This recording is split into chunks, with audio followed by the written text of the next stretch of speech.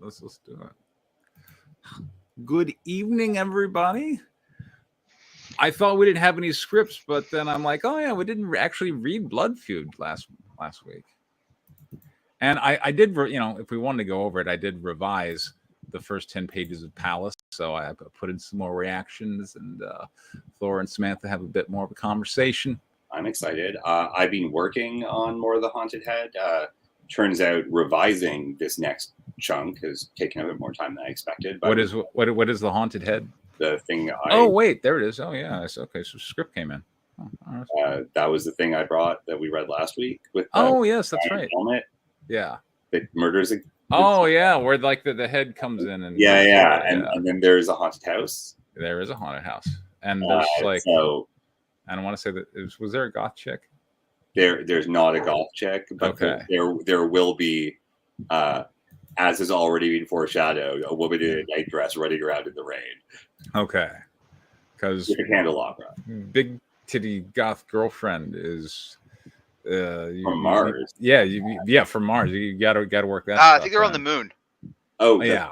It's got that rhyming anagram thing going for it. Yeah. And let's see. Meanwhile, Vito's campaign's over 41 over on IGG, and he and Eric July have a flame war going back.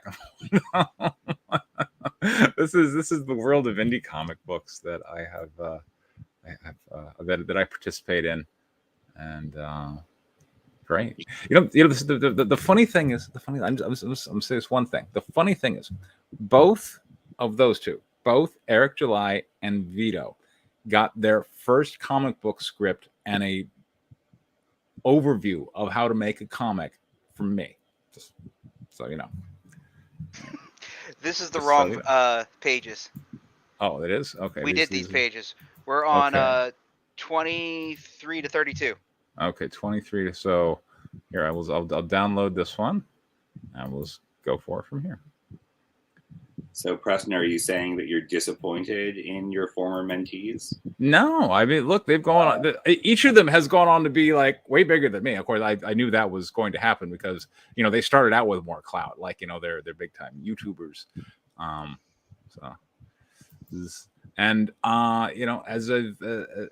As look, I told Vito when he was like, look, I'm here to help. Having been through this gauntlet a few times, I'm expecting that when you actually get to the campaign thing, some drama will ensue. And if I end up getting thrown under the bus so that you can get on somebody's show and get a bunch of money, I understand. I just put that out there. Like I've done this already. I know what's going to happen. So go ahead. But so far, that hasn't happened in Vito's campaign, and I am grateful. So, all right, is this the right page? Yes. We're starting on. I think we went up to. The last one ended on 23, so I rewrote 23, and then we're going to pick up basically from the rewrite of 23. Okay. So, Danny, I think you missed the last section. The last thing I remember is they went to like a blood bank, and there was some crazy drug addicted woman who absolutely was not sent there by some nefarious villain who was wrecking things. Right. Okay. So that's been changed a little bit. In the sense that now she has been sent by a nefarious villain. No. So it's. Man. Okay, so originally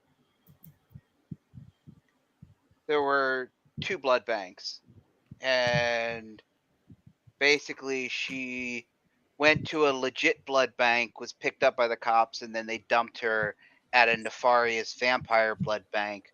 But that was just way too complicated, so I just kind of merged the 2. So it's basically we're going to pick up in kind of the same place, except the blood bank she's at now is run by vampires. So good. Okay, well, I didn't know either. I only thought there was one blood bank. Well, that's because we didn't get to it. I missed the entire plot. Right. Well, you would have it. Just the location's different. So anyway, so yes, so we're basically in blood bank run by vampires, she is being accosted by. You remember the Nyx character, right? You were here when he was introduced. No. Oh. Okay, so I rewrote my human character that's working for the vampires. My That human police officer? Yes. So there was the human insert quote unquote character was originally not aware of vampires, and I basically wrote him into that he is aware that he's working for vampires, and he absolutely loves it. Cool. I'm behind this move. I find that it works a lot better because he can actually say what the audience is thinking, and people can talk to him people can actually explain to the world to him instead of it's supposed to be secret society stuff, which still kind of is, but having a character not in the secret society that nobody can tell about the secret society doesn't teach the audience anything about the secret society. So now I'm shocked by this revelation. So he's basically just kind of like the newbie in the secret society who is being shown the ropes. So I find it works better. Yeah, I So think anyway, that's an excellent strategy. yes. So he's not a very nice guy, and on page 22, they were frisking the By the way, I drugged out girl, and he enjoyed it a little too much. yeah, regarding your campaign and its success, I'm really glad to see that the whiskey paint cover is kicking ass because Yes, I was not entirely sure how that was going to go, and I'm very happy that it's doing as well as it is. Yeah. Because that's an artist that is very available and He very is. reasonably priced, and he does good work. He does. Yep. And his prints sell very well. So, all right, are we? Yeah. Are we ready? Okay. We're good. Preston, you want to go ahead and you can narrate for us? Very well. And then Danny, why don't you do Nyx? I'll do Decker, and then we'll throw in the other characters. But I believe Nyx and Decker have most of the lines. Sure thing. All right. 23, 5 panels. Number 1, Decker returns, rolling a large wheeled cooler. The nurse stands behind him with a similarly sized wheeled cooler. Nyx. Panel 2, Nick steps back away from Cherry as Decker places the cooler in front of him. What? Take this to the car. Panel 3, Cherry leans back against the wall, taking a breath. Decker stands by, speaking calmly. Background, Nyx wheels the cooler outside. Are you okay? Yeah, never better, Burp. Panel 4, Cherry darts past Decker, bending over and vomiting on the floor. Man, your vampire world does not seem sexy and enticing, John. That's all I want to say. Her miniskirt flies up, showing her ass, although at least we get that while she's vomiting. Panel 5, Cherry stands up, wiping her mouth. Yeah, is that whipping or wiping? I don't know. Wiping her mouth. Definitely whipping. Yeah, yeah. I think it is whipping. Yeah, whipping her mouth with her arm. It's a new dance move. There you go. Better. Well, I leave you in their capable hands. This way, miss. We'll take good care of you.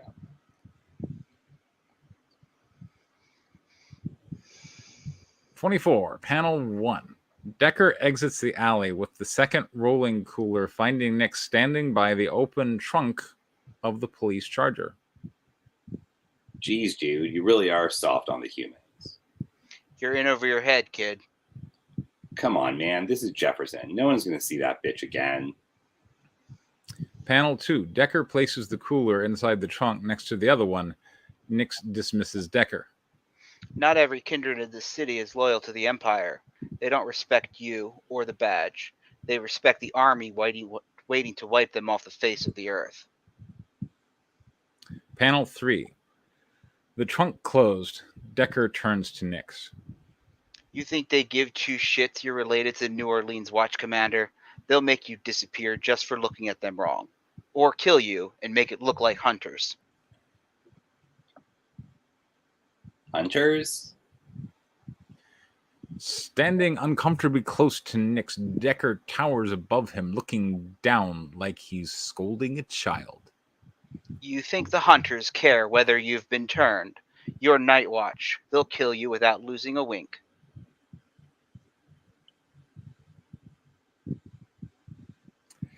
Page 25, panel 1. A spider bot, a multi-legged device with a singular camera, lens eye, and a USB-C drive sticking out of the back, pops out of the pile of vomit on the floor. God, John, you I actually love world. that. Disgusting world. Anyway. Panel 2. The spider bot walks across the desk behind the computer.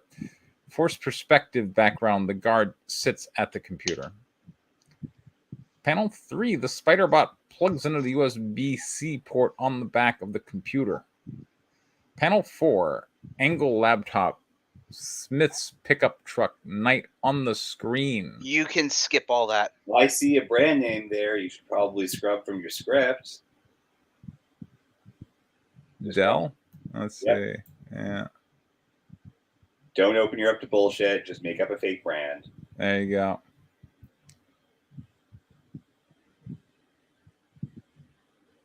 Below the screen, feminine African-American hand wearing a silver wedding ring with inset rose diamond type on the backlit keyboard.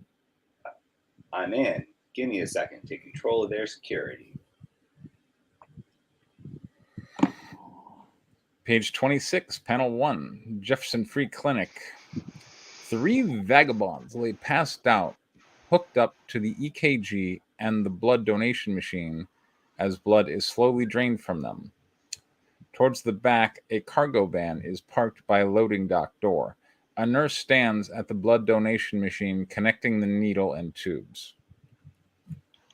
Please lay down. We'll get started in a moment. Panel 2.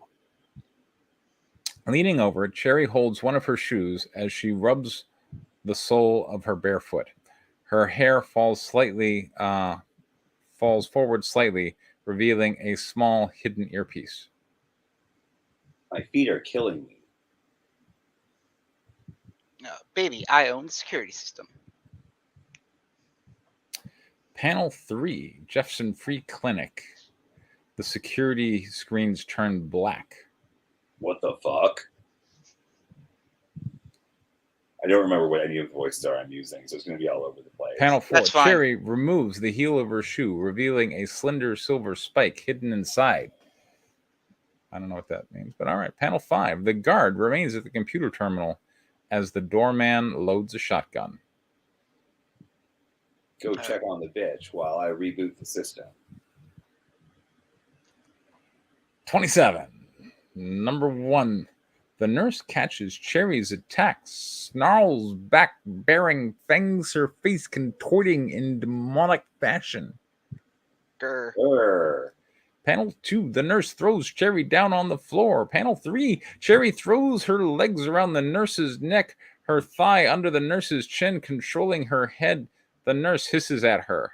Hiss. Panel 4. Cherry rolls the nurse to the side, keeping her head and torso pinned. The nurse claws and scratches Cherry's back, tearing the tank top shirt and cutting into her skin. Panel 5. Now on top, Cherry yells, shoving the shoe heel spike down with both hands through the nurse's head, through the nurse's head skull. What other kind of skull is that? All right. Sending her body burning the one to on ash. her head as compared to all the other ones. Exactly. You read the script. Come on. Yeah. It's the one on her head. There we go. What the hell, John? Yeah, that's what happens when you rewrite paragraphs. Fuck There you! There you go. Like multiple times. 28. Panel 1. Bang, bang sounds on the front door. The doorman cautiously approaches. Background. The guard in the office reaches for a shotgun hanging on the wall. Panel 2. The door slit open. All right. The door slid open. We see a young man wearing a priest collar standing standing outside. The door has a little mailbox size slit in it that opens and closes, so that he can look out without opening the door. Okay, whatever. That's what's open. What do you want? Good evening, my son. Would you have a moment for me to talk about our Lord and Savior, Jesus Christ? Fuck off. Panel 3, Smith's pickup truck. Rose, 20s, African-American, butch, wearing camouflage cargo pants, boyish A tank, sits in the passenger truck of a story. Okay. Rose, 20s, African-American, butch, wearing camouflage cargo pants, boyish A tank, sits in the passenger truck of a story tricked out pickup truck. The city flies past her. Sorry. Okay. Sporty. I'm disengaging the security locks. Panel 4, Jefferson Free Clinic. The door unlocks itself. The doorman steps back, raising the shotgun to the door. We have a click. How long on that reboot? Yeah, never mind. Panel 5, priest, 30s, white, black suit, military crew cut, stands several feet from the door, holds a detonator in his hand. Fire in the hole.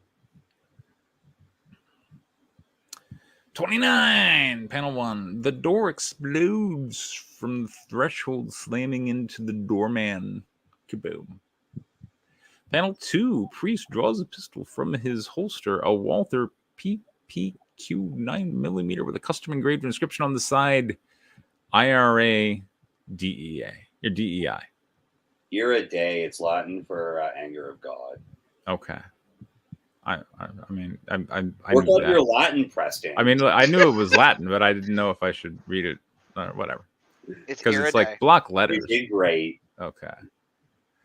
Panel 3. The priest stands. By the way, my daughter just completed like 2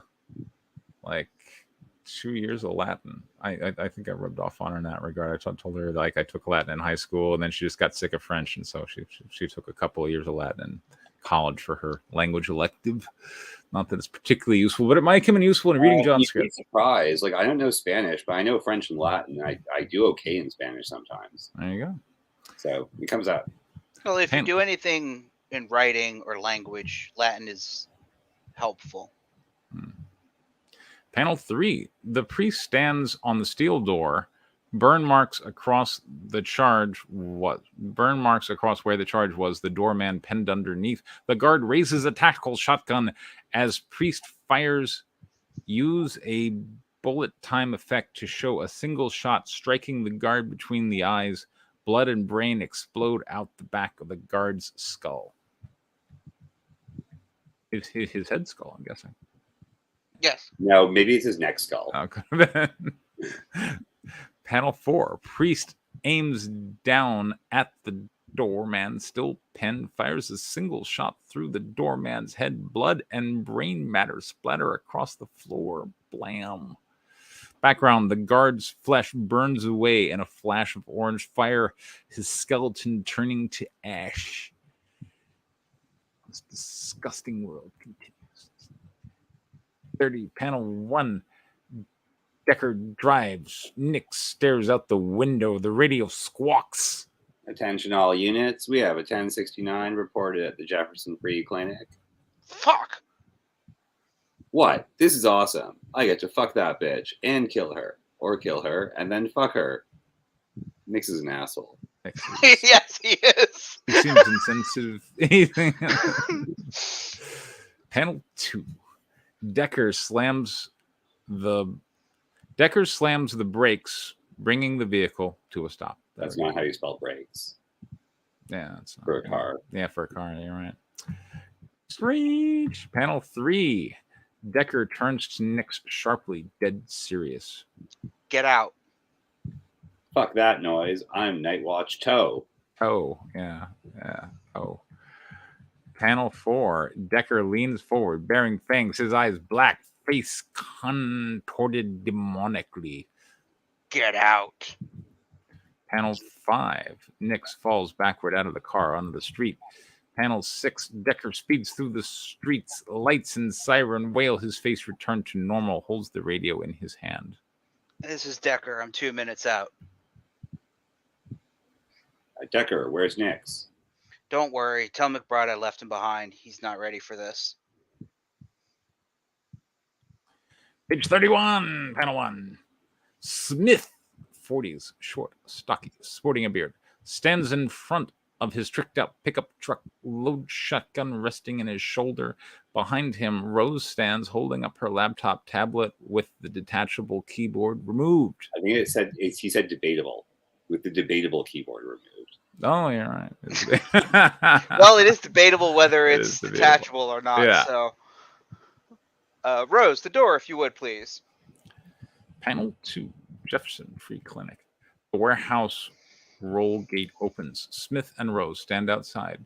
Reverse of panel 1. Inside, Cherry stands to the vagabonds. Cherry attends to the vagabonds. What's the sit rep? We've got 3 civvies, all in need of immediate medical attention. Shit, the call call went out. Okay, you got it. Priest, we've got watchmen incoming.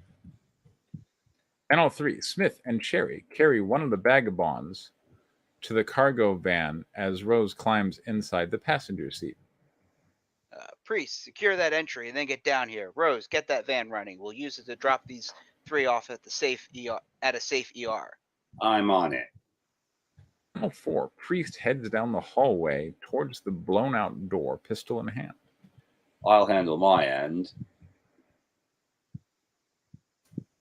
31, panel 1. Rose sits in the passenger seat of the van, her tablet connected to the USB port in the dashboard.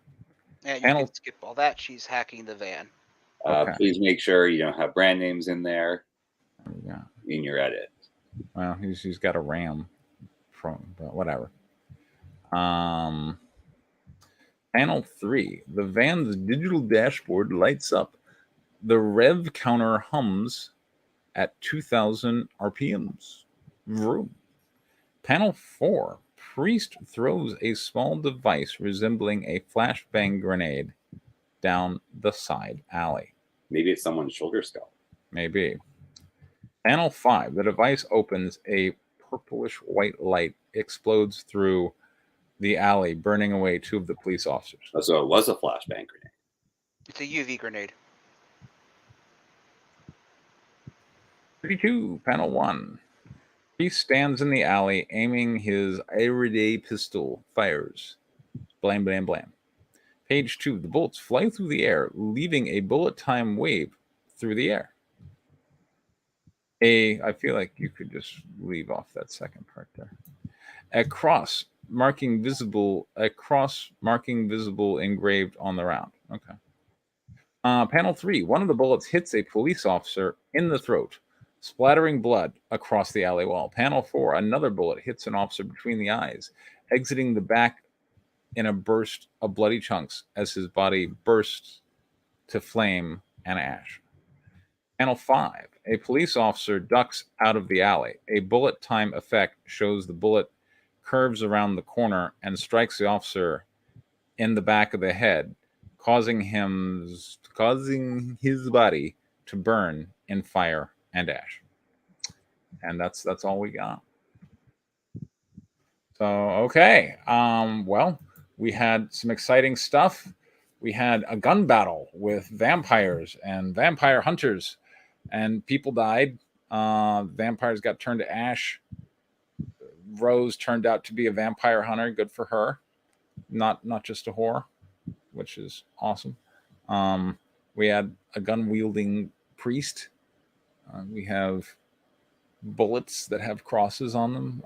There's a fair amount of lore going on. Decker, our protagonist and presumably our main character, is on the case, fighting for what seem like the bad people, but that it is how it is. And Protagonist, antagonist is all a matter of perspective. Exactly. It's like everyone's morally gray. Look, I thought you did a good job. It doesn't strike me as cliche, which something like this is because the vampire stuff is it's been done a lot. So you're always in danger of being a bit cliche when you're doing like urban fantasy stuff with vampires. But no, it felt relatively fresh. So good job. Yeah, a lot of stuff happens. There's a ton of action. I missed the last bit, so I don't know how well some of these characters were introduced. But certainly all the hunters were introduced right here. Okay, cool. So like a bit of an action scene with a whole lot going on, and it seems like they're a functional team. So if that's what you were going for, you succeeded. It was. Indeed. Yes. Constructives. I don't know. I mean, I thought, I don't got much. I don't think. I'm sure Danny has something. Maybe Danny's a bit more familiar with nerdy vampire fiction. Okay, fair enough. Right. First off, Kindred is a very probably not trademarked, but I wouldn't use it term for vampire. I haven't come up with something better yet, but it's kind of a placeholder until I come up with something fair better. Enough. Yeah, I'm aware of that. I don't want to use it, but I don't like the idea of the vampires calling each other vampires. That just seems weird. Yeah, that's bad. Yeah. So I got to come up with something, and I just haven't yet. So I'm just borrowing that because it's a term that I know. It's a fine term to use, just Medstig, that it's the sort of thing you might want a placeholder for legal reasons. Yeah. I mean, look, White Wolf is owned by a subsidiary at this point, so not. But also their video games do really well, so it's noticeable. Okay. Speaking of other cliches, I very much got the what was it? Blade meets that one with Keira Knightley or whatever. Plus a little bit, or Underworld. Yeah, the Blade meets Underworld with like a little bit of the evil. That was Kate Beckinsale, by the way. Yeah. Sorry, you're right. Yeah. And then the priest reminded me like a ton of the like the violent priests in that Hellsing anime. So if you were going for that, you succeeded. One of my earliest inspirations is Trinity Blood. So good. Okay. Yeah. So just basically priest vampire hunters. If all the vampire hunters are introduced in this section, you did the thing that you do when you're writing comics, where you write action scenes like they're movies, and there's a lot of fine action, but actually that was like 8 pages of no copy. And as the reader, I don't know who any of these people are, what they're trying to do, what their relationships are, and whether or not they're actually succeeding in their goals meaningfully. And it would be really nice to see more dialogue between them, communicating as to how far along they are towards their objective through every phase of this interaction. As they enter the building, okay, well, I got the guards. Now we can go do X, Y, Z. You can just kill Draculas. Oh, there's no Draculas here. They must have escaped. Let's go back. Oh, we've got to leave before the Night Watch come. Like, they're not worried about anything. They're just showing up and massacring people who are incidentally vampires. And sure, is that kind of world, but I feel like having any dialogue for like those 7 pages would really help advance that establishment of their role in the story and in the world building a lot better than just watching a bunch of action happen. Because like that's a fine sequence to do to a rock song, but you're a comic.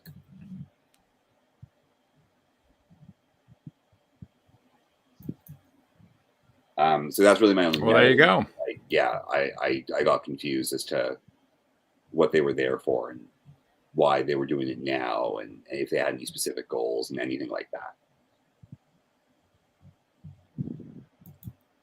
You guys want to read Alien Pterodactyls? I mean, Kyler's here pretty often. Is that something where we'd want to? I feel like we'd want to wait for him. Okay. And we've only got your script because, like, That's I'm still true. working on mine. All right. All right, yeah, because he left the first 14 pages of alien pterodactyls. Well, here I'll just show what he left. Just so Art you wasn't can that see it. bad. I did flip through it. Yeah, I mean, yeah, no, the art seems fine. Let's see, no, wait, it's not Blood Feud. We're done with Blood Feud. It's AT first half. There we go. Okay. So, yeah, But I mean, I agree. yeah. I agree, Annie. I kind of feel like we should wait Yeah. for. Okay, fair enough. So wait, I he do. wants us to review the actual comic? Yeah. Well, all right. He So wanted his us to note, review and I did comment it on the like that. dialogue. yeah, his note was, "Hey, I can't make it tonight. Suns basketball game. However, would you be interested in doing something different tonight?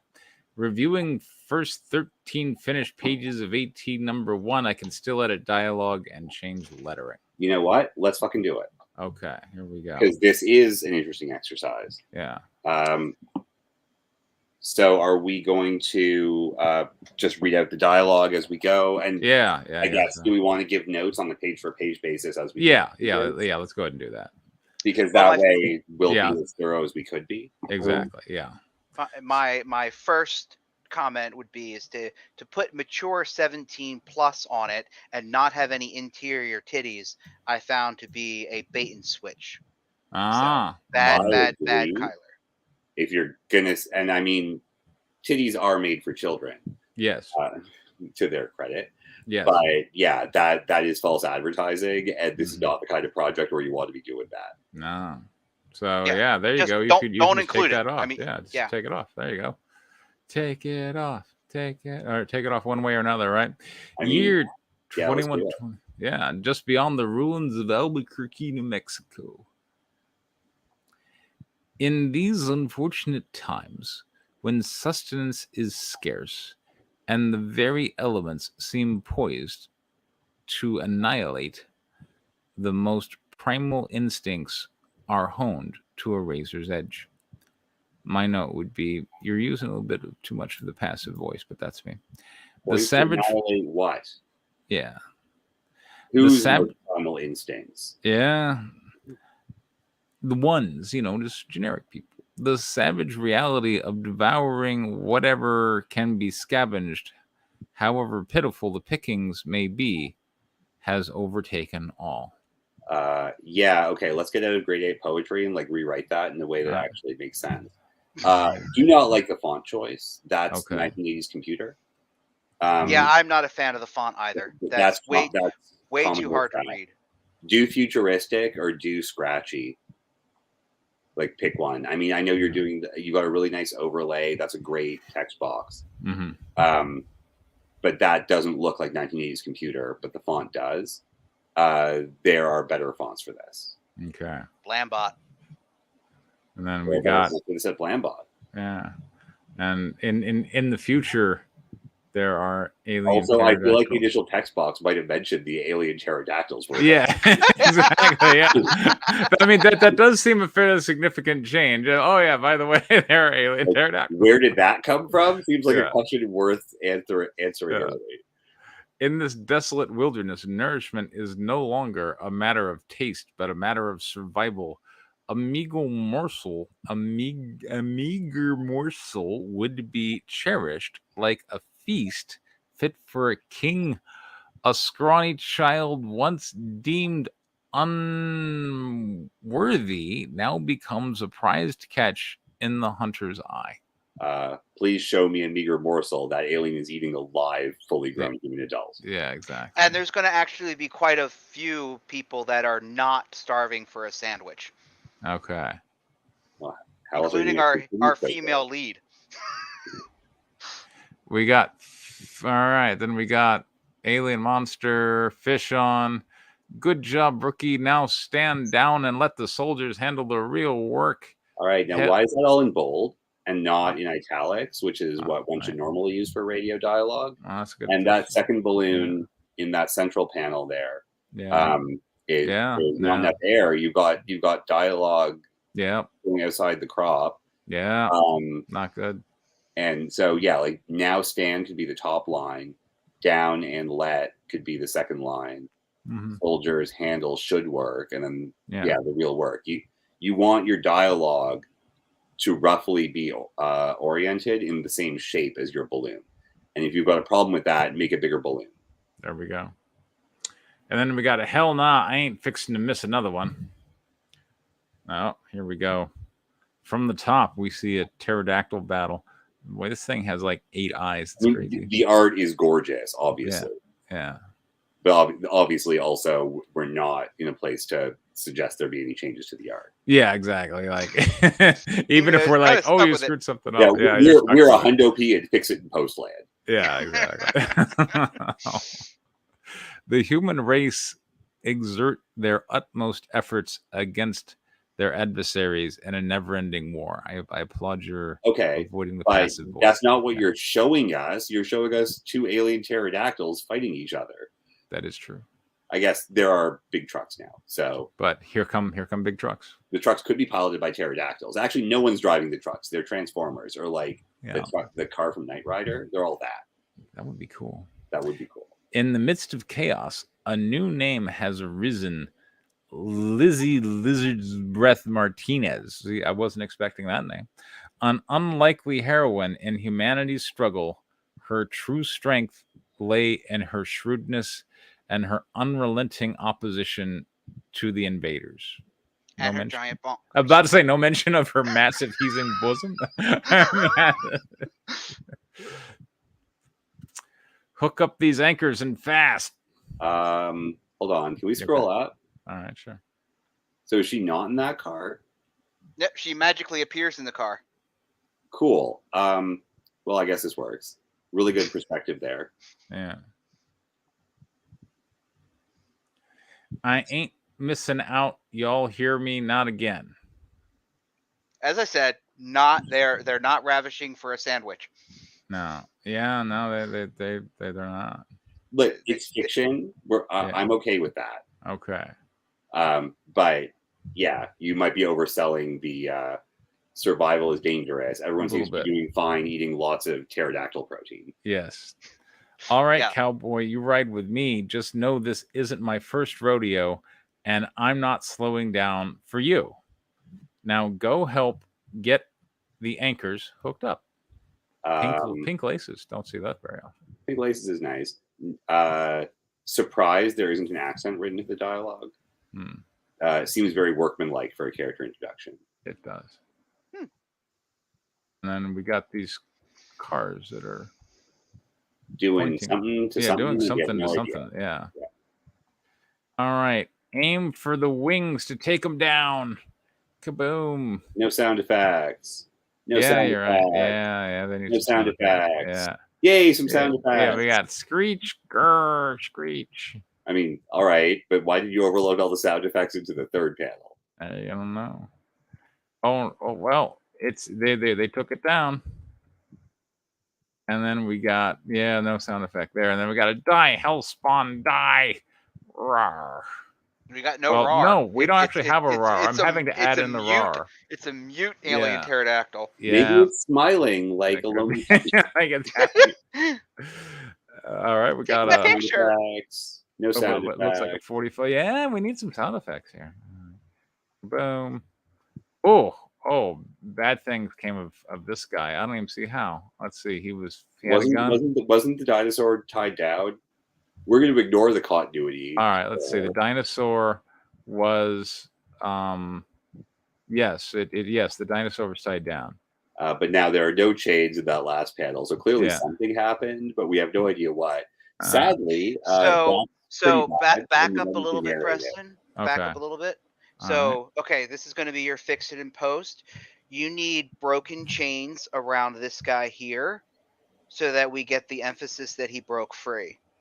Or someone in the car being like, oh no, it looks like the chains can't hold him. Yeah. Or both. Or add a narration box. Oh, this dinosaur suddenly escapes his cage and pounces on unnamed hero. There you go. Narrators unnamed fix everything. Narrators fix everything. I think it's red headband in this project. Oh, yeah, red headband. What's up with the green stuff?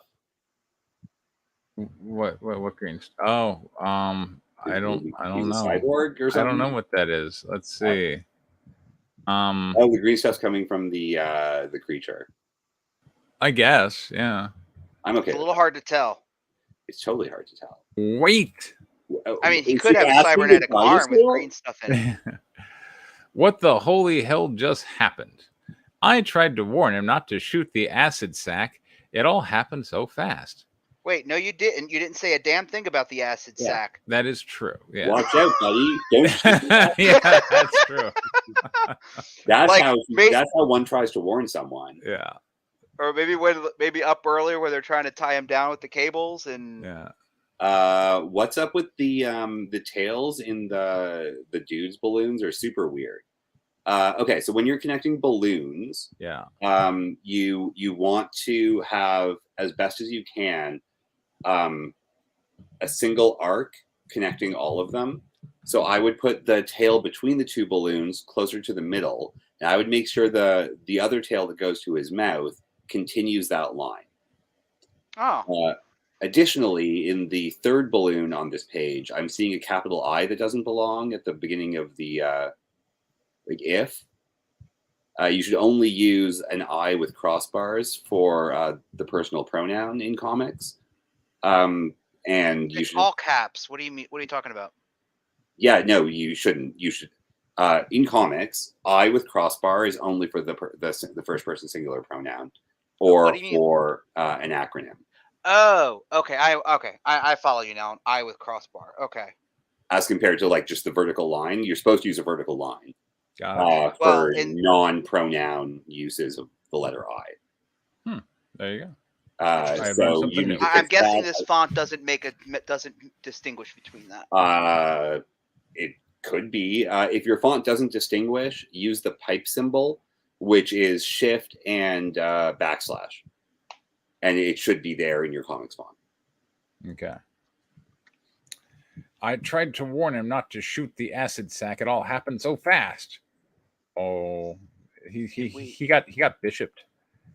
He did get bishoped. If we he's got another line. I really wish that the top of our hero wasn't right above the recruits like this. Yeah. If we keep bleeding recruits like this, we ain't gonna have enough warriors to smoke those sons of bitches. A future art direction note. It's not really a tangent, but you see how you've got the body of your hero, roughly above the same colored legs of the other guy. Super confusing. Yeah. Just put her in a panel. Not everything needs to be a breakout panel. There's no use crying over spilled guts. Boy, that's harsh. Yeah, that's harsh. Well, he's dead. No use crying about it. Now hurry up and help me load this carcass before the dock. Now hurry up and help me load this carcass for the dock before it starts to decay. Why are there two different stylings for those balloons? I don't know. And for the copy? Mm-hmm. That's a massive font size change. Mm-hmm. I have no idea why the top one's ragged, but the bottom one's a whole line. Yeah. And the tail makes it look like her eye is speaking. You should point it to where her mouth should be. Yeah. Maybe her eye is speaking. It could be. Maybe her eye is future. And she lost her eye, so maybe it got replaced with like a cybernetic implant that's talking to her. Well, the thing is, the tail's clearly pointing at the other eye. It is, yeah. The one that we can't see. Correct. So, not great. I was trying to help you, man. The missing facet of Lizzie's command was complemented by the unfaltering presence of Commander Frank Dagger, whose strategic prowess and tactical cunning elevates their fight to greater heights. I.e., the character is about to be introduced on the next page. Yes. Back at the base, inside of what remains of modern-day Albuquerque, referred to by the locals as just Burkirk. Or no, Berkey. Okay. Yeah, I would have thought that would have been Burkirk, but all right. Now I'm uncomfortable with how this narration balloon is crossing a panel border for no reason. I like the little trailing line to the mountain on page 1, but I don't know what it's doing here. And it's pointing from where the characters have left. And definitely is not pointing to where they're going. So that needs to go. And why is this a different style than the other narration? pick a style. Yeah. So, all right. Here's where I guess I would be a little confused because, all right, the words are here. Yeah. The words are leading me to this panel, but I feel like really I should be going to this panel over here, the leftmost panel, but the words are taking me to this top right panel. Yeah, the English language does tend to read left to right, so that Yeah. is not doing a terrible job of guiding, partially because of the art. Like those lights Right. form an arc that can get you across to the balloon, and you've got to cross two borders to nail it. But it doesn't not work, assuming again that the order is top right, bottom right, then left, which is backwards, FYI. Yeah. So you could have flipped those panels maybe Yeah. to land it. Also, which of these characters is the master strategist that we just introduced at the end of the last page? I think this is the doc.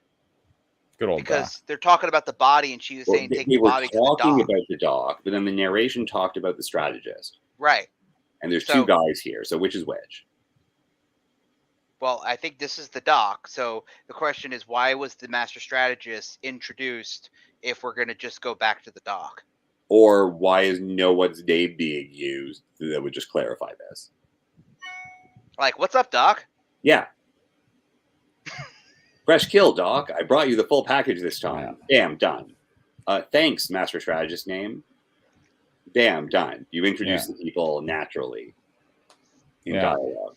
At those bottom two balloons, I'm seeing a really bad arc from the bottom balloon all the way up to the dock. You don't have to, for art reasons, break the arc here, so you shouldn't. And like all of your balloons are crossing borders, so it's really hard to tell where the panels end. Yeah. Well, almost. Most excellent indeed. The quantity of fresh biological material should be sufficient to complete the final testing phase of the prototype sonic plasma rifle. Sonic plasma is my favorite type of plasma. I didn't know sound could be plasma. Well, that sound definitely isn't plasma. Blam, blam. Plasma is like bzzz or like foosh or but we have also you have a whole shit ton of panel there. Why are you using a hollow sound effect? I don't know. Yeah, with like no styling, you don't need an exclamation point for it.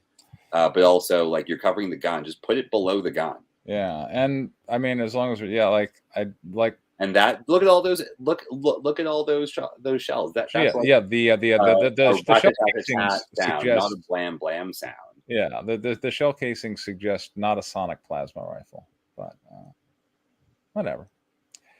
The Wolf's Den local pub punk rock. I am behind that for some reason. There we go. What about the period? Period sounds a little. That's an exclamation point. Actually, it's just it is. You're right. Oh, yeah. Also, is that severed head saying it, or is it just like is that just a sound effect? And why isn't it on the first panel? I don't know. I think the severed head belongs to that chick in the first panel toward the right. This right, the drummer. Yeah, I think you're definitely right. But it does look kind of weird having a severed head there. It does. I mean, so many panels are breakouts.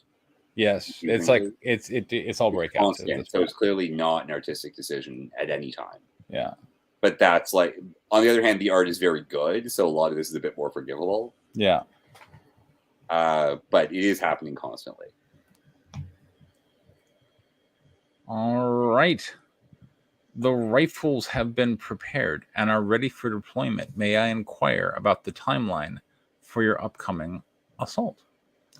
We're standing by for the Zona Crew's intel on the precise whereabouts of the enemy's nest. Our intelligence indicates it's somewhere in the Grand Canyon. All that's left is to get our hands on those coordinates. So Berkey gets a fancy name in the future, but the Grand Canyon doesn't? Apparently not. I mean, Grand Canyon's a pretty cool name. And just a storytelling note, dumping all the dialogue into that third panel means it's kind of unclear what happens in the previous two, where if we scroll up a little bit, it looked so below punk rock, Mhm. there's actually action happening in between. Yeah. So it looks like Doc enters the bar, Yep. and I guess he's like kind of sneaking up behind the strategist and Big Titty Chick, Mhm. but he's actually half covered by that balloon. Yeah. So having some dialogue to indicate, like, that what is happening in those panels, or moving the balloon, so that way, you don't cover the action of that, would help the storytelling, because they're really wide shots and there's a lot of really good color action going on, but it's just overwhelmed by like the mass of the dialogue in the center of this page. All right. The rifles have been prepared and are ready for deployment. May I inquire about the timeline for your upcoming assault? We're standing by for the zone and cruise intel on the precise whereabouts. That's a fine place to split whereabouts. Yeah. Of the enemy nest. Our intelligence indicates it's is that an apostrophe in the it's? It is. Yes. Yeah. So that's not necessary. Yeah. Actually, hold on. It's like it is. Yeah. Yeah, Our it intelligence is. indicates So it is so somewhere. yeah. It is somewhere in the Grand Canyon. All that's left is to get our hands on those coordinates. Cool. Beep, beep, beep. Earlier that day. So we're never going to go earlier. I'm going back in time. Back in time. Grand Canyon, Arizona. And again, that weird droopy dot thing. Yes. The weird droopy dot thing. Beep, beep, beep. And we have a vroom. We have a what's the sit rep? Everybody's using sit rep these days. What's the asterisk for before sit rep? That's a good question. Yeah, and again, why is the text coming outside of the balloon? Just use a bigger balloon. Yeah. We've got them pinned down. Only a matter of time now. There's no tail on the what's the sit rep either.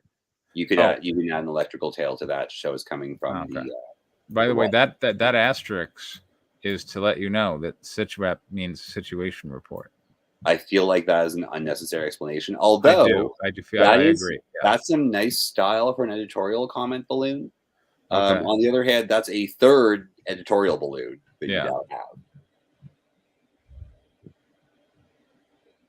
So I guess we're now back to the present. When the time comes, we're gonna need all hands on deck. Says I don't know who this guy is, but that's a strategist. I think that's the strategist. Okay.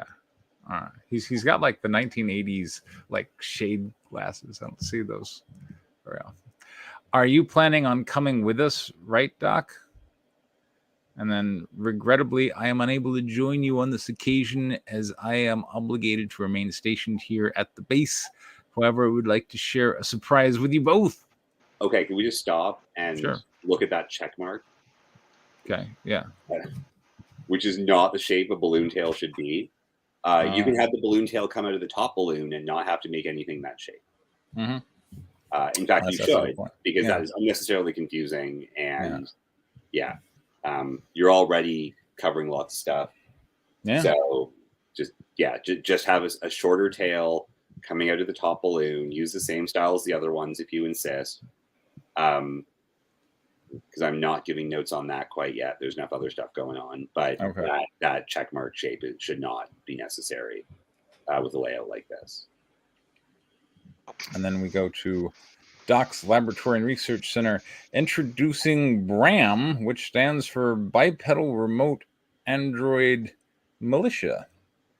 This android is equipped with a suite of weapons, including a rocket launcher, a circular saw, a machine gun. It also comes with this 360-degree camera and intercom system for remote communication. Okay, so style again. Oh, sorry. There's another line. I am currently in the process of finalizing its titanium overshield armor. So apparently that was dialogue. That gets even better because I think on the next page it's on a different color background that it's even harder to read. Okay, hold up. Backing up a little bit. That's BRAM B.R.A.M. Yeah. Also, who is speaking? I'm assuming it's Doc. If this is actual dialogue, And there's a fucking taily dot thing again on the left. Yeah. Stop that. If someone's speaking, you can put this in balloons. Yeah. This is actually kind of okay, but that means you need to edit Doc's dialogue from earlier to be like, you know, I've got, I don't know, a surprise to share with you both. I've made a new creature for you both. In maybe the next panel, come to my lab and I will show you. Yeah. Bram. Right, and then like something to show that they're moving locations. Yeah. I thought the previous panel was actually the punk rock band and not them leaving the room. Yeah. Yeah. Yeah. That panel was a little confusing. Yeah. And that's a location caption, so that should actually be in the panel above. Maybe if that's when they're entering the lab, that's fine. But of course, you don't have space for it because your block is huge and crossing a panel border for no reason. And here's where you're doing yourself a bit of a dis by having balloons have to be so big that they're crossing multiple panels. You start losing space to actually explain what's going on here.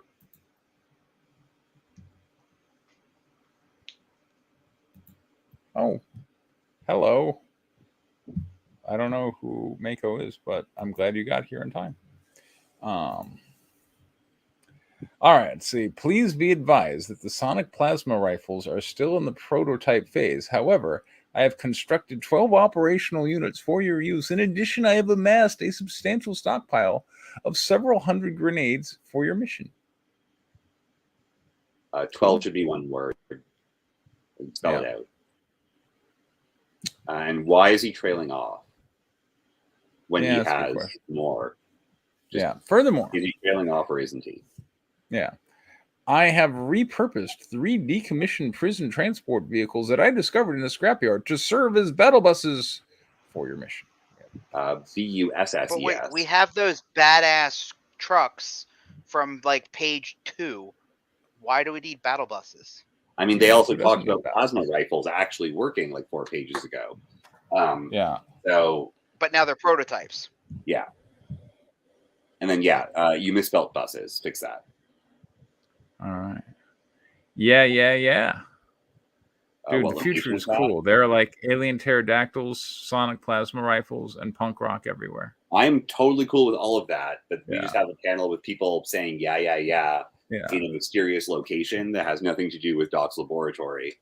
I think we're back in the club. Well, that's not clear.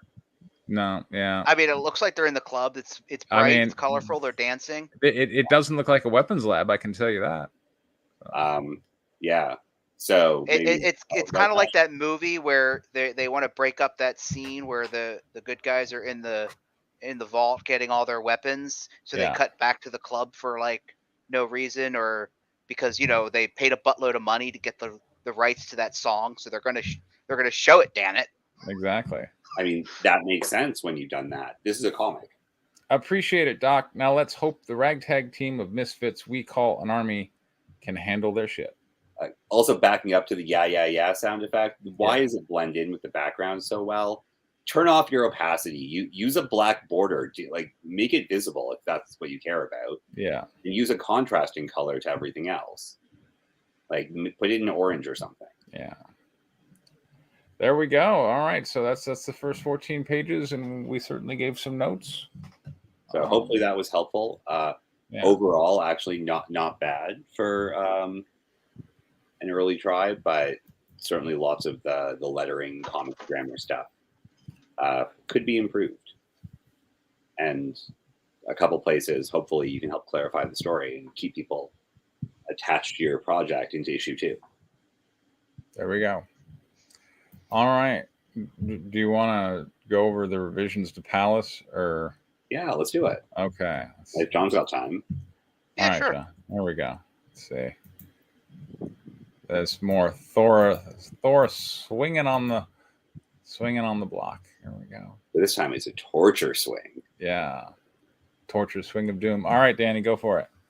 All right, page 1. And John, you can be Edmund. Okay. Samantha scowls as she listens outside the dungeon door.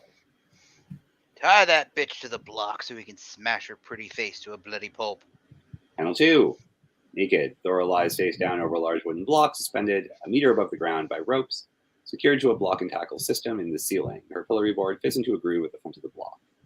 Edmund sadistically relishes the moment as Tabitha and Akasha follow his orders and secure the rest of Thora's body with rope. Oh, I forgot how to get rid of the side panel over here. You click on where it says It's like not menu. No, right, to the left there. Oh, yeah, you're right. Okay, there we go. Yeah, neat. Okay. Tabitha has a line.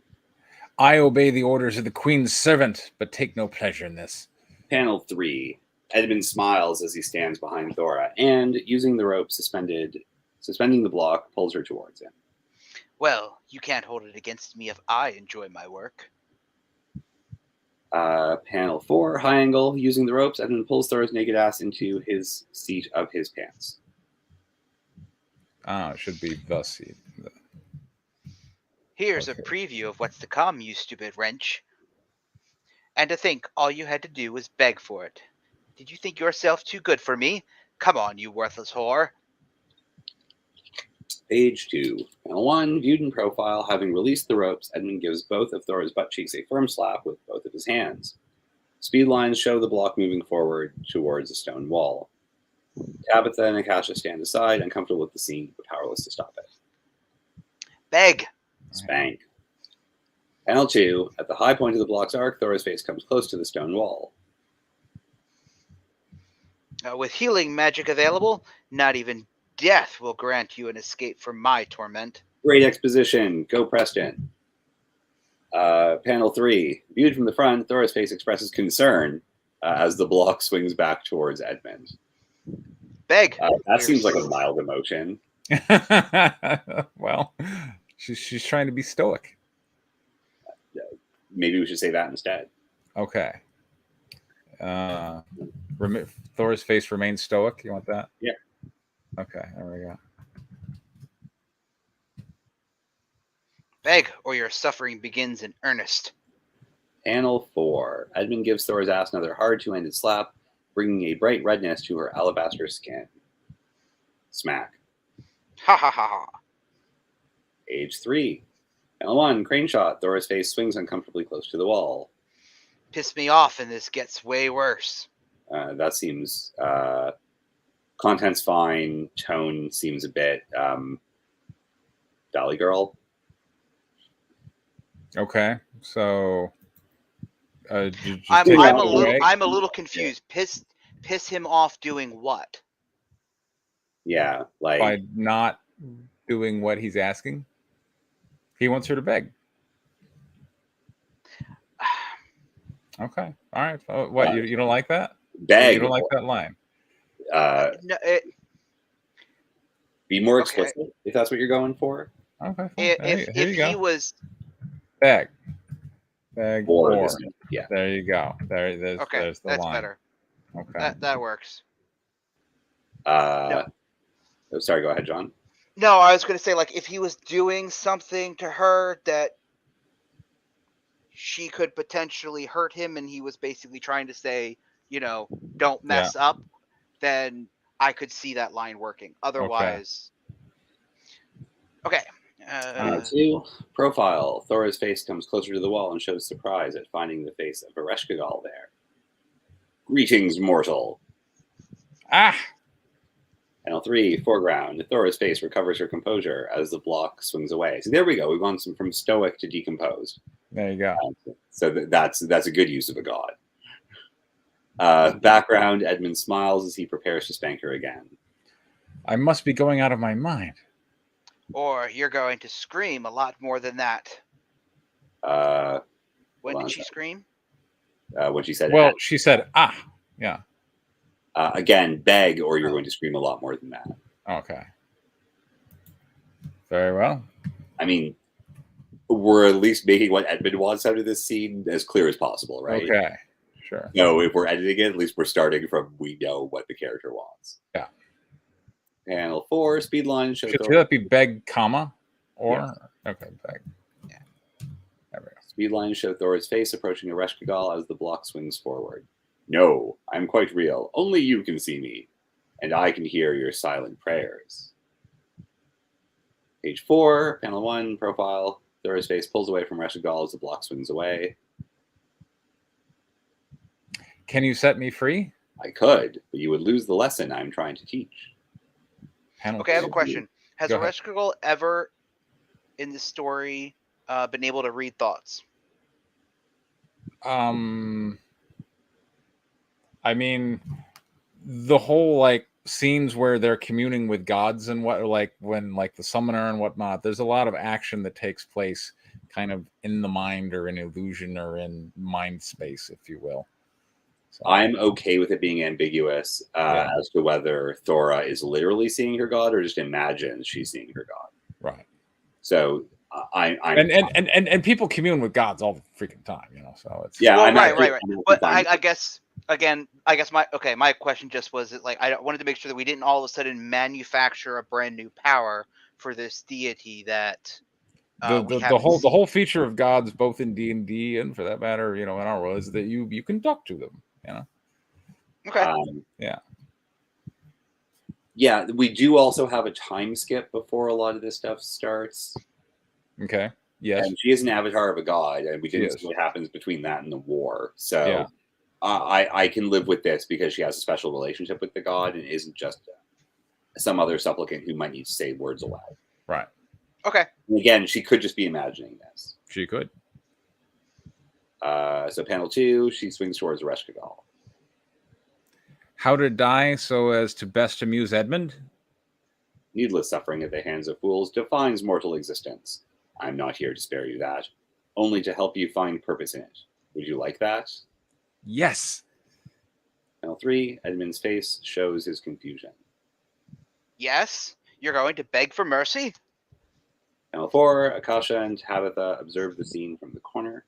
Even bound and facing death, a governess won't give an... Oh, sorry, never mind. Yeah, good. Even bound and facing death, a governess won't give into an inch to a misogynist. A proud, strong woman. That's a good reaction. Page 5, panel 1. Edmund lashes out as he kicks the block holding Thora. Silence, you two. Panel 2, series of panels, profile. Thora's face swings towards Ereshkigal's face in the wall. Can you feel the importance of your display of strength gives to other women in this room? See how it enrages your tormentor? Yes. Panel 3, series of panels, profile. Thora's face swings away from Ereshkigal's in the wall. Does this not give some purpose to your suffering? Yes. Panel 4, series of panels. Thora puckers her lips as her face swings towards Ereshkigal. Excellent. Now give your goddess a kiss.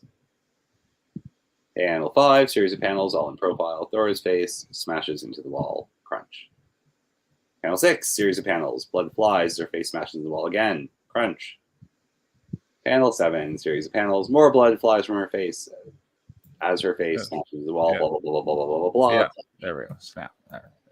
And panel 8, there's nothing there? Yeah, there's nothing. I'm going to take that panel out.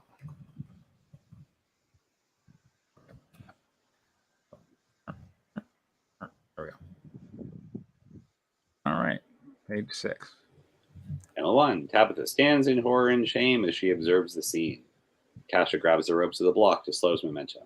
Edmund gleefully reports Thora's demise. Ah, did you hear that? Where's the part where Edmund reports Thora's demise? Do you hear that? She's dead. I snapped her neck. Okay. Panel 2. This is a suggestion, not like a dude, what the hell. But having him say, her neck snapped, whatever, but he's about to anyway. So standing outside the cell door, Samantha cringes as her name is called. Samantha, get down here. I think we broke this bitch's neck. He thinks? Well, you could move some variation of broke the neck to the previous line and then have him say something else. Get down here? Yeah, get down here. Like bring her back or whatever. That might depend on the art, but that's a good note. Panel 3, Samantha storms into the room, venting her rage at Edmund, who raises his hands to calm the out-of-control female. Thora's body lies tied to the block. A number of red handprints give color to her ass. Her head lies, slumps straight down. Tabitha and Akasha stand aside secretly. You know what? Let me get rid of lies. Her head. There we go. Slumps straight down. There we go. Tabitha and Akasha stand aside, secretly relieved the scene has ended. I'm not here to function at your beck and call, Sir Edmund. Thor's life was to be preserved for public execution. Just heal her so we can proceed. Panel 4. Samantha points Edmund. Or just heal her. I'm not done with her yet. Just heal her is fine. Edmund doesn't need to explain himself to a mere woman. That's true. He's an asshole. He is. There we go. True. Samantha points Edmund out of the cell as Tabitha and Akasha step towards him. Governess Tabitha and Akasha, escort this pig out of my sight. Governess is? I suppose so, yeah. Yes, High Priestess. All right, so now we got dialogue between Samantha and Thora. So, and is this all the same? What do you mean? Is it the same as what you brought last time? No, this is different. Yeah. Page 7, panel 1. Samantha's hands glow red. Samantha hands glow red as she channels her life magic into Thora's mangled body. I'll hands glowing Thora. Red. Yeah. Samantha channels. I mean, it's fine as it is. Okay. It's very drawable. It'll do. Yeah. Who wants to be Samantha? I'll do that. Oh, great Viviax, most profane whore in hell, please revive this wretch for your further amusement. Panel 2, still covered in her own blood, but otherwise unharmed. By which you mean now healed. Yeah. Thora snaps back to consciousness as Samantha commands her to life. But now healed. There we go.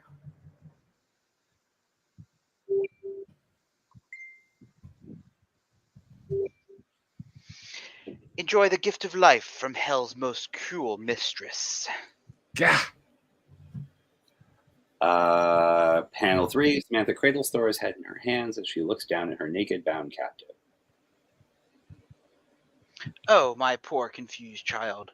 I know how horrible men can be. I've tried to warn you myself, child, many times. Panel 4, Samantha cups Thora's jaw in her left hand as she prepares to bitch slap her helpless captive for her lack of faith. Only to have you betray your faith at the first opportunity. Panel 5, maintaining control of Thora's wincing face with her left, Samantha brings her right hand back for an open hand slap. How are you not the stupid, worthless bitch that Edmund says you are? Page 8, panel 1, Samantha slaps the humiliated, helpless Thora, bound hand and foot to the pillory block. Answer me that! Ugh.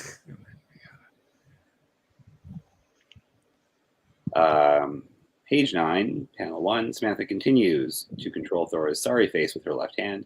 She rears back her right to smack her again. I'm sorry, High Priestess.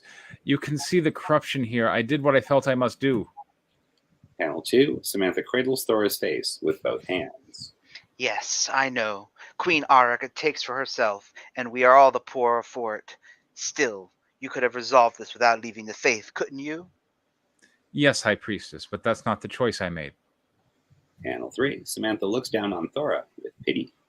And now, here you are. Having reaped the whirlwind, I am tasked with keeping you alive until you can suffer a painful, humiliating death in front of your formal friends and noblewomen.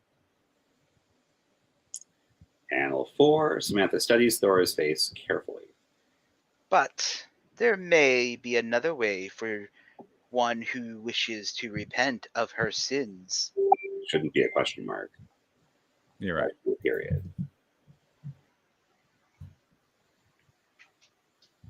Mercy for returning the faithful? Queen Araka would never allow it.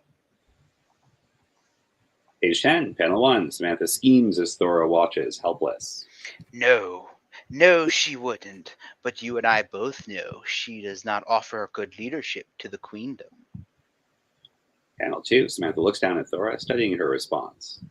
My magic has allowed her to rule this region for generations, but as the centuries roll on, I must heed the words of Viviax.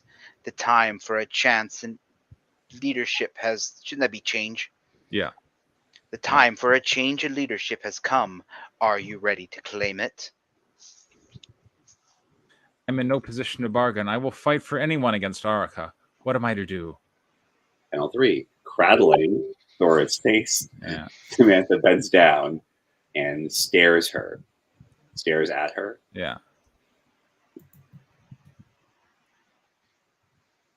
I have a plan that would provide you to opportunity to end her life, but my role in it must remain a secret.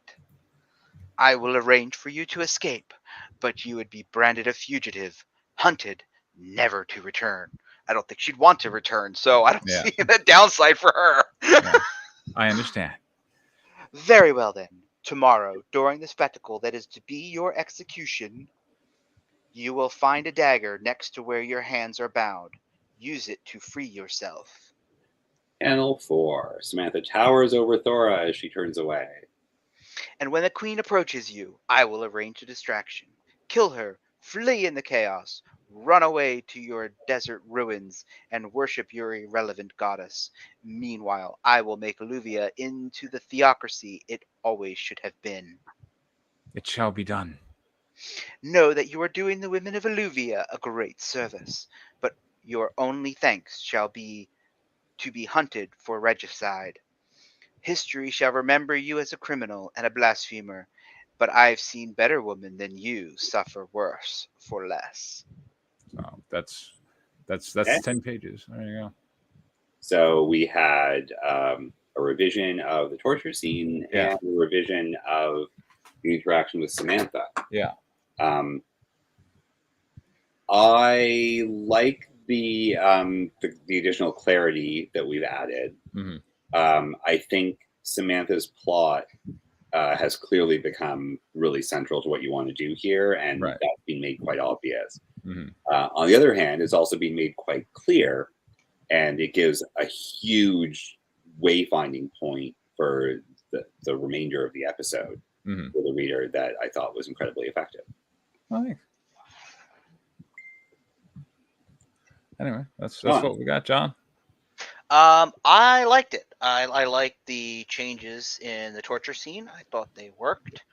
And yes, I like the clarification in, like, I feel like I know where the issue's going, what the point of the story and all of that is, and I feel like it's going somewhere interesting that's going to be a fun ride.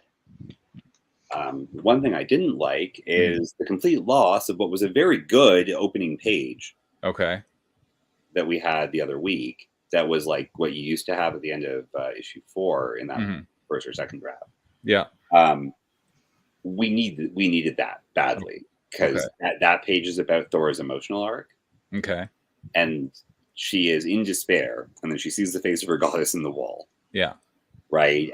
And you made it about Edmund instead. Okay. It should be about Thora. She's the protagonist, so I would return that page to it. And I know that affects like some of the layout stuff, but we need that first page more than we need cute layouts. So if that's a thing that we need to suck up, then we need to suck it up. My other constructive is actually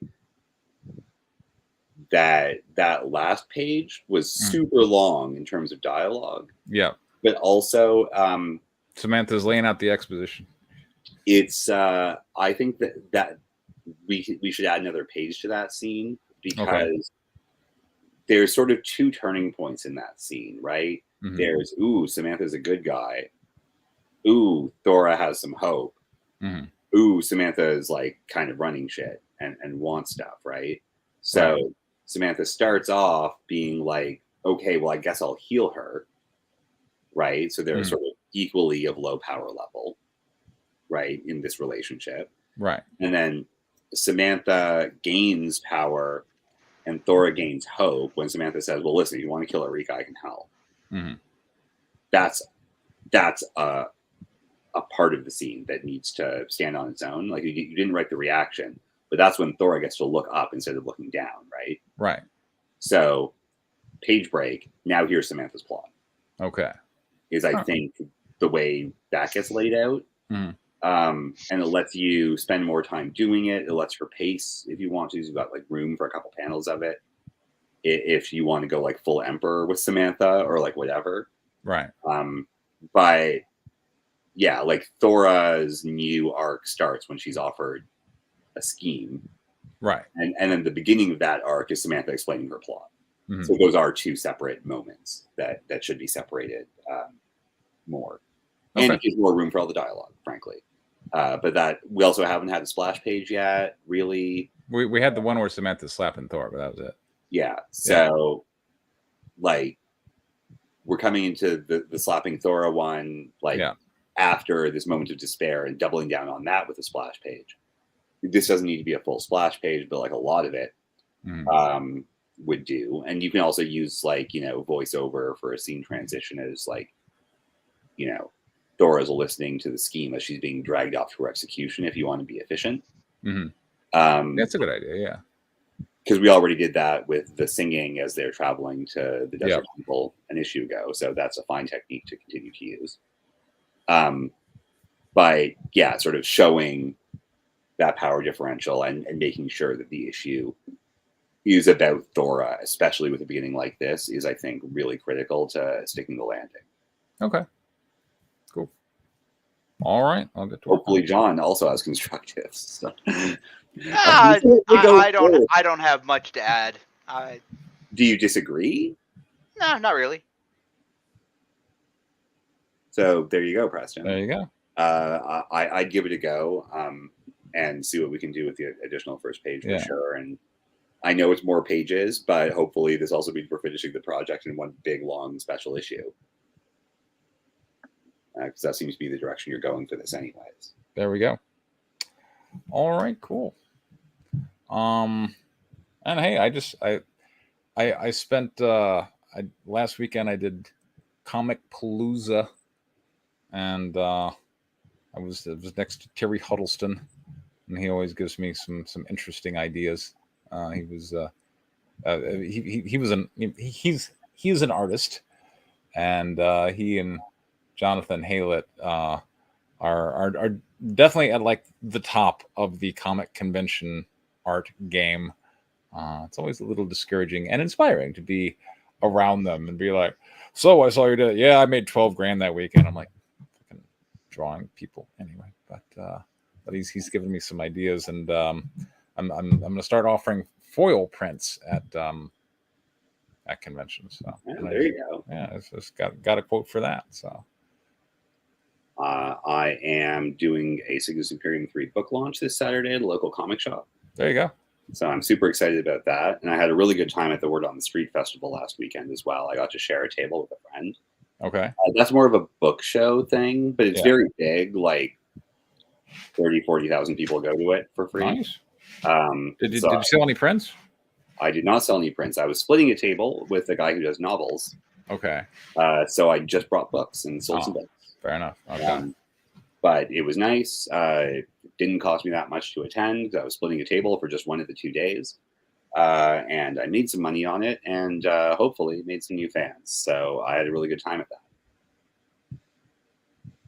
But yeah, I found myself like kind of bemoaning like how when it comes to writing in books, like the expectation of the product and what the price should be is fairly well defined.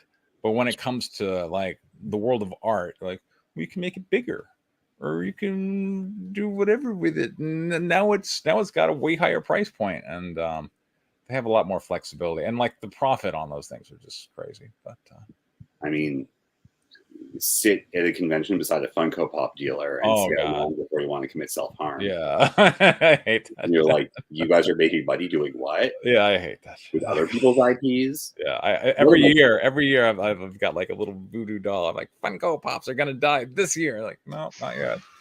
I was encouraged like 2 or 3 months ago. I heard a story like there was a landfill that got a bunch of them, but so far they're still around. Yeah, I definitely got like end of an age Atari vibes from that story. But unfortunately, they're not dead yet. Not dead, no. Anyway. But I'm doing a lot of conventions this weekend. North Texas RPG next weekend, Fan Expo Dallas weekend after that. Like every weekend, I'm doing a con. So more email addresses to back John's campaign. All right. Hey, whatever works. There you go. Awesome. All right, everyone. Well, next week, hopefully, I should have more pages. I'm going to be curious what you guys think of the next the next piece, because I thought of this like a month ago. I'm like, oh yes, that's it. That's how the issue is going to end. That's how the story is going to revolve. It'll be interesting. And part of the reason why I had Samantha go into detail about what the plot was is because things are not going to go according to plan. And well, you'll see. Well, that sounds like a ton of fun. I can't wait to read it. Awesome. Cool. All right, everybody. Well, hopefully next week. Take care. All right. Good night. See you later.